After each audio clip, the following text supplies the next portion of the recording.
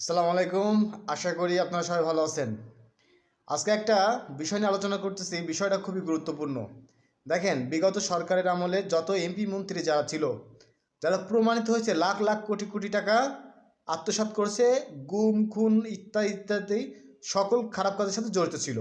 এবং সরকারি আপনার বিভিন্ন রকমের সংস্থার লোকজন যারা জড়িত ছিল, যারা প্রমাণিত হয়েছে, এর ভিতরে যারা রাজনৈতিক নেতাকর্মী আছে, তারা আগামী নির্বাচনে বা এর পরবর্তী নির্বাচনে জনগণের সামনে এসে দাঁড়িয়ে কিভাবে ভোট চাবে, তা তো প্রমাণিত হয়েছে যে তারা অপরাধ করেছে।